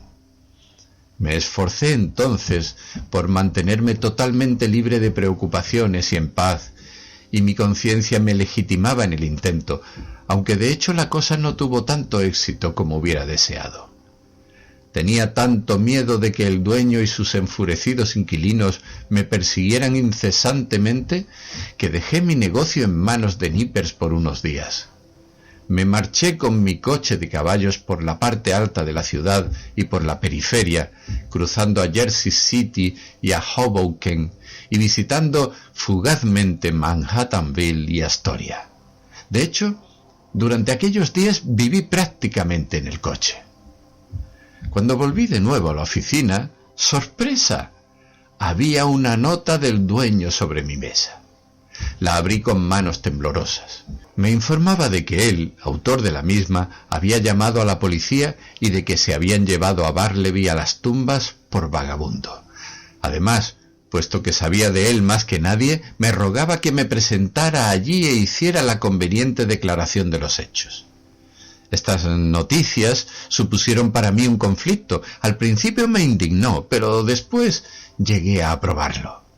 El temperamento enérgico e intolerante del dueño lo había llevado a escoger una táctica que yo no creo hubiera decidido por mí mismo. Y sin embargo, como último recurso, parecía que esa era la única manera ante tan extrañas circunstancias. Según supe más adelante, cuando le dijeron al pobre escribiente que debían llevarle a las tumbas, él no ofreció la más mínima resistencia, sino que consintió, aunque a su pálida e inerte manera.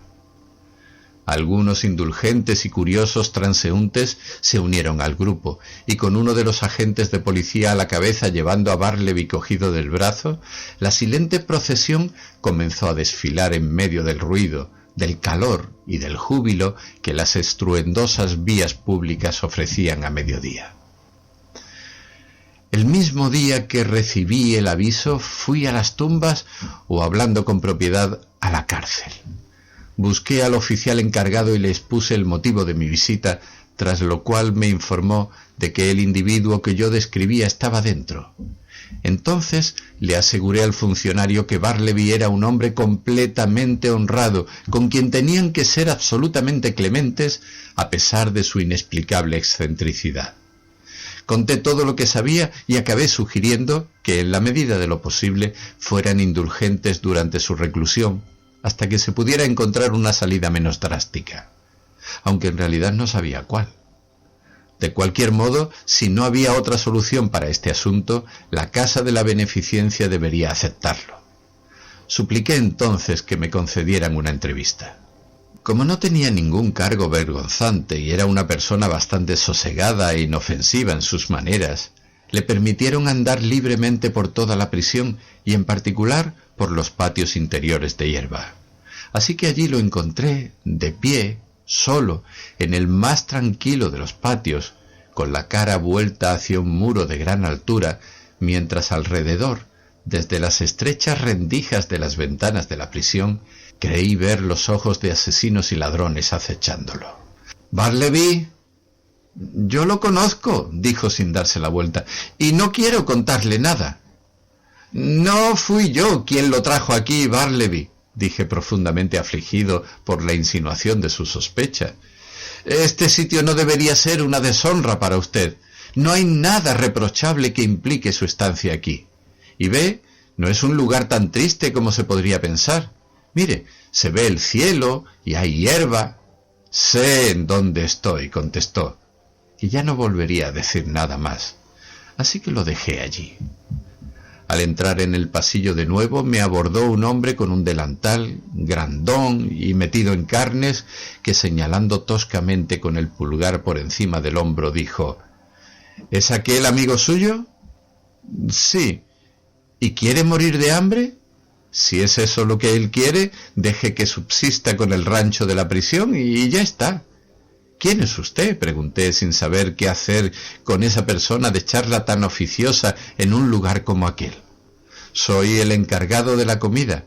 Los señores que tienen amigos aquí dentro me pagan para que les consiga a estos algo bueno de comer. —¿Es eso verdad? —dije volviéndome al carcelero. Este asintió. —Bueno, entonces —dije, dejando caer unas monedas de plata en las manos del despensero, pues así le llamaban—, quiero que le preste una atención especial a mi amigo, que tenga la mejor cena que le pueda conseguir, y usted debe ser con él lo más educado posible. —Tiene intención de presentarme, ¿verdad? —dijo el despensero, mirándome con una expresión que parecía demostrar que estaba impaciente por tener una oportunidad de dar muestra de su clase. Como consideraba que iba a ser algo beneficioso para el escribiente, accedí, y mientras le preguntaba al despensero cómo se llamaba, me acerqué con él hasta Bartleby. —Bartleby, este es el señor Cattles. Verá cómo le resulta muy socorrido. —Su servidor, señor, su servidor —dijo el despensero, haciendo un humilde saludo tras su delantal—.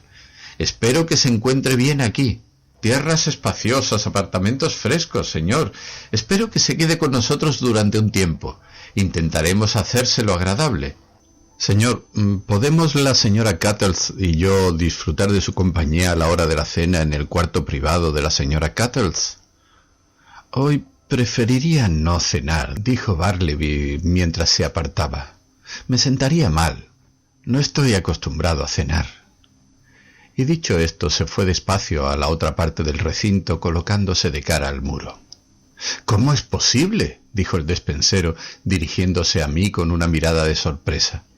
—Es raro, ¿verdad? —Creo que está algo perturbado —dije con tristeza. —¿Perturbado? ¿Lo llamaría perturbado? Bueno, pues en realidad pensé que ese amigo suyo Era un señor falsificador. Esos falsificadores siempre son pálidos y refinados. No puedo evitar compadecerlos. No puedo evitarlo, señor. Conoció a Monroe Edwards, añadió de manera conmovedora, tras lo cual se calló. Entonces, poniendo la mano en mi hombro de un modo lastimoso, susurró: «Murió de tisis en Sing Sing. Así que no conocía a Monroe». «No, dentro de mi círculo social nunca me he topado con un falsificador, pero no me puedo detener más tiempo. Cuide de mi amigo, no perderá nada por eso. Volveré a verlo». Unos días más tarde volví a conseguir permiso para pasar a las tumbas. Anduve por los pasillos en busca de Bartleby, pero no lo encontré. «Le he visto salir de su celda no hace mucho», dijo un carcelero. «Quizás se haya marchado a pasar un rato al patio». Así que me fui en esa dirección. «¿Está buscando al hombre silencioso?», dijo otro carcelero que pasaba a mi lado. «Está más adelante, durmiendo en el patio. No hace ni 20 minutos que lo he visto echado». El patio estaba totalmente tranquilo. Los prisioneros comunes no podían acceder allí. Los muros que lo rodeaban, de un grosor increíble, lo protegían de cualquier ruido que hubiera detrás. El carácter egipcio de la construcción me angustió por su oscuridad, pero una hierba suave y prisionera crecía bajo los pies. Aquello parecía el corazón de las eternas pirámides, en donde por algún extraño arte de magia las semillas de césped que los pájaros habían dejado caer entre las grietas habían germinado. Acurrucado en la base del muro, con una postura extraña, las rodillas levantadas y echadas a un lado, la cabeza en contacto con las frías piedras, así me encontré al malogrado Bartleby. Pero no se movía. Me paré. Después me acerqué a él, me agaché y vi que sus nublados ojos estaban abiertos. Salvo por eso parecía estar durmiendo profundamente. Algo me impulsó a tocarlo. Sentí su mano y un estremecimiento, como una especie de hormigueo. Me subió por el brazo y me bajó por la espalda hasta los pies. La cara redonda del despensero me observaba ahora con detenimiento. «Su cena está lista. ¿Tampoco va a cenar hoy? ¿Acaso vive sin comer?» «Vive sin comer», dije, y le cerré los ojos. «Oiga, está dormido, ¿verdad?» «Con los reyes y consejeros», murmuré. Podría parecer innecesario continuar con esta historia. La imaginación satisfará rápidamente la exigua descripción del sepelio del pobre Bartleby. Pero antes de despedirme del lector, permítame decir que si este breve relato les ha interesado lo suficiente como para despertar su curiosidad en cuanto a quién era Bartleby y qué tipo de vida había tenido antes de que el narrador, aquí presente, hiciera su presentación, solo puedo responder que comparto totalmente esa curiosidad, pero que soy completamente incapaz de satisfacerla. Sin embargo, no sé si desvelar ahora un pequeño rumor que llegó a mis oídos unos meses después del deceso del escribiente. En qué se basa es algo que no podría asegurar nunca, y por lo tanto, cuán de verdad tiene es algo que ahora no puedo decir. Pero puesto que esta imprecisa reseña no ha dejado de tener para mí un cierto interés, extraño y sugestivo aunque triste, también puede resultar interesante para otros, y por eso haré una breve mención. El rumor era el siguiente. Bartleby había trabajado como subalterno en la sección de cartas no reclamadas de la oficina de correos de Washington, de la que lo habían despedido de repente por un cambio en la administración. Cuando pienso en este rumor no puedo expresar de forma adecuada los sentimientos que me atenazan. Cartas no reclamadas. ¿No les suena eso a cadáveres? Imaginen un hombre que por naturaleza y por desgracia es proclive a una exangüe desesperanza. Veamos, ¿existe otro trabajo más adecuado para acrecentar esta desesperanza que el de manipular continuamente esas cartas no reclamadas y clasificarlas para destruirlas en las llamas? Porque las queman a montones cada año. Algunas veces entre el papel doblado el pálido empleado encuentra un anillo, El dedo al que iba dirigido quizá esté descomponiéndose ya en su tumba, o un billete enviado con la más diligente de las caridades. Aquel a quien iba a aliviar ya ha dejado de comer y no volverá a tener hambre. El perdón para aquellos que murieron de desesperación, la ilusión para quienes sucumbieron por falta de confianza, buenas nuevas para los que, asfixiados por las continuas calamidades, fallecieron ya. Portadoras de mensajes de vida, estas cartas se precipitan a la muerte. ¡Ay, Bartleby! ¡Ay, la humanidad!